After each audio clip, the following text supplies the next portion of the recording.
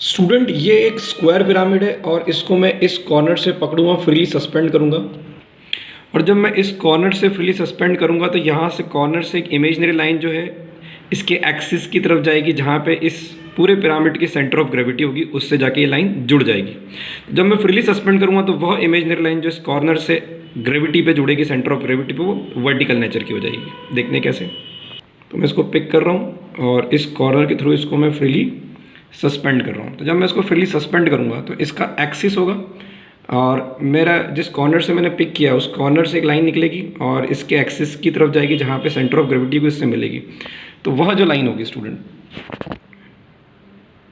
वह line vertical हो जाएगी, HP से परपेंडिकुलर हो जाएगी। ये आपको कंडीशन ध्यान रखनी है।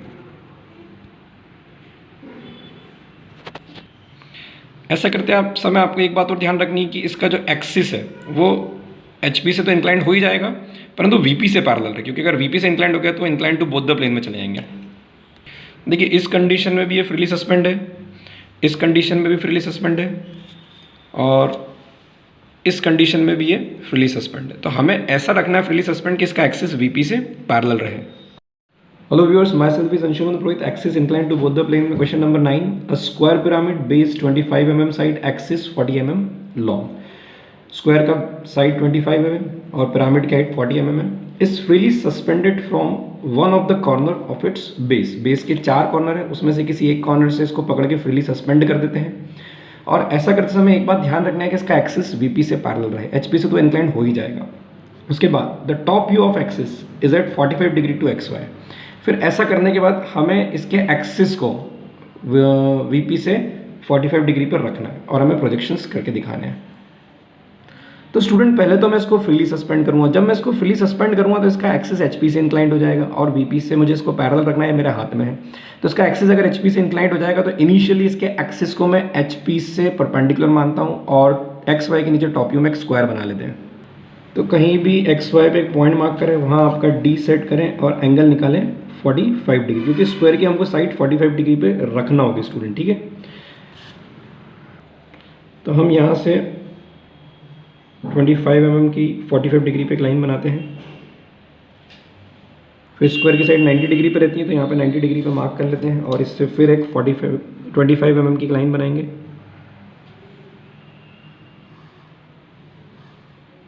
ये 45 पे आ गई, ये भी 45 पे चली गई। रोलिंग स्केल की मदद से फिर हम एक 25 mm की लाइन खींच देते हैं इसके पैरेलल और इधर इसके पैरेलल। तो ये हमारे स्क्वायर पिरामिड का टॉप व्यू आके डायगोनल्स मिला लें तो हमें एपेक्स दिखने लगेगा।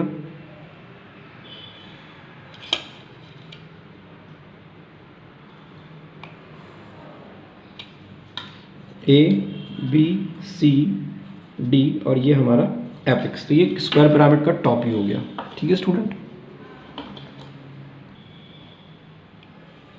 प्रोजेक्शन डालते हैं सभी पॉइंट्स के ऊपर।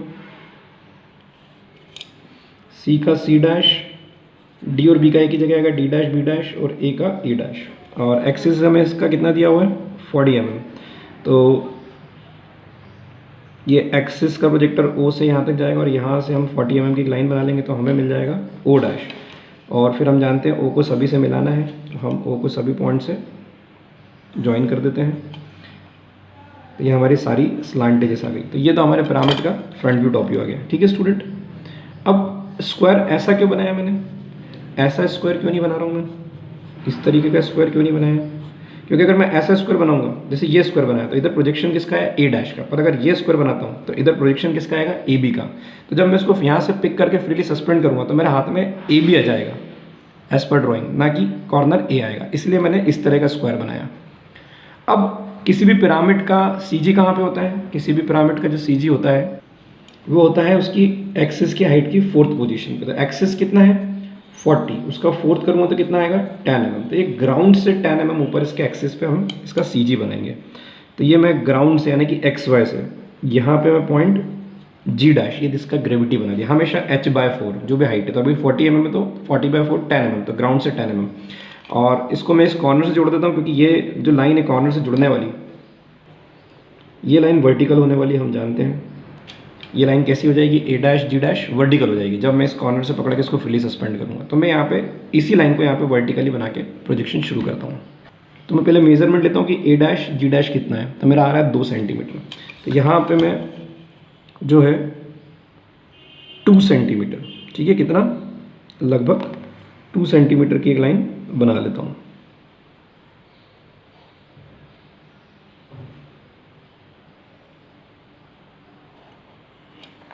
ये मेरा मान लीजिए ए डैश ऊपर आ जाएगा, जी डैश नीचे आ जाएगा, ठीक है। अब इन दोनों की मदद से पूरा ट्रायंगल लेकर आना है।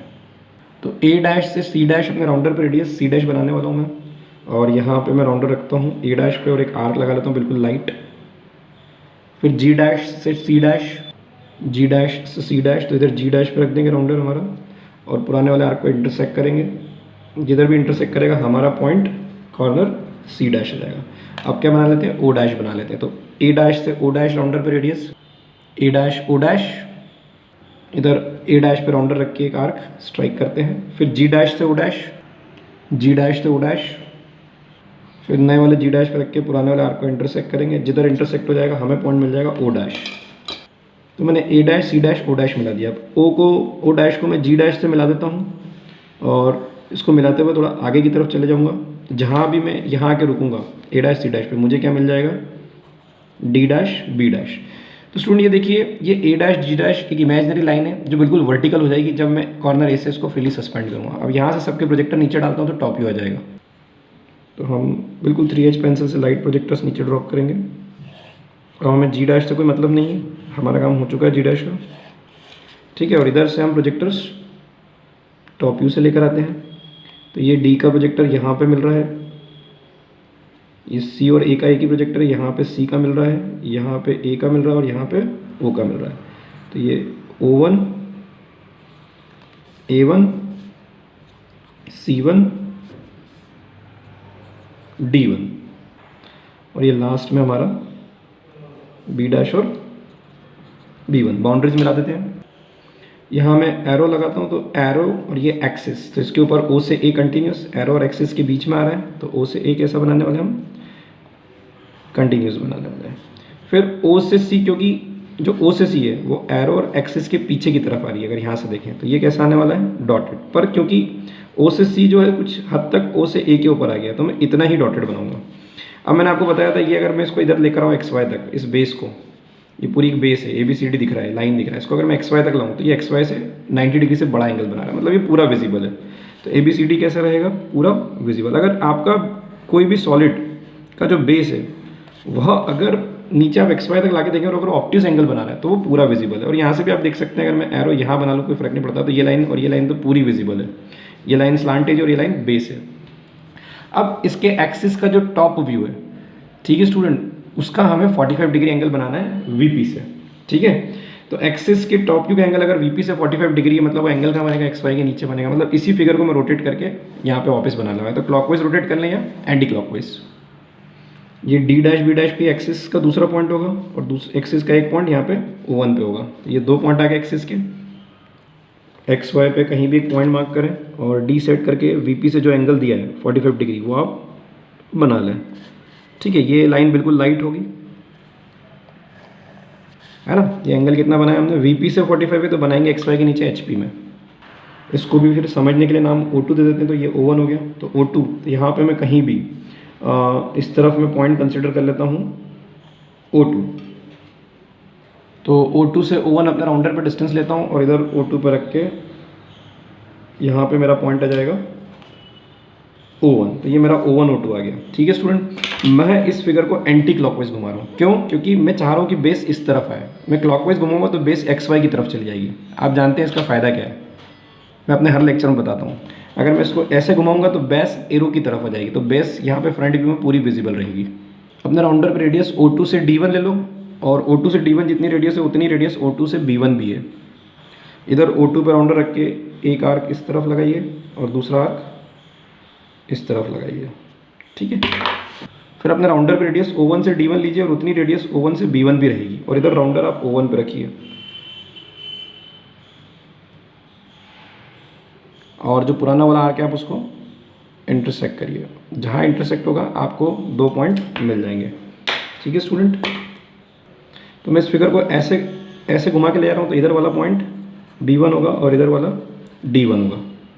O2 से A1 डिस्टेंस लें, और जितना O2 से A1 है उतना ही डिस्टेंस O2 से C1 भी है। इधर O2 पे रखें, एक आर्क जो 30 डिग्री वाली लाइन है, 45 डिग्री लाइन है, उस पर एक आर्क ऊपर की तरफ लगाएं, तो ये आपका A1 का काम करेगा, और एक आर्क आप नीचे के लगाओ तो ये आपका C1 का काम करेगा। ठीक है, ये आपका क्या आ गया, this is A1, this is C1। Join कर दे सबको आपस में। जो पोर्शन यहाँ पे विजिबल था कंटिन्यूस, वो यहाँ पे कंटिन्यूस है, जो यहाँ पे नॉट विजिबल था वो यहाँ पे भी नॉट। अब यहाँ से प्रोजेक्टर ऊपर लेके जाते हैं और यहाँ से प्रोजेक्टर इधर लेकर आएंगे।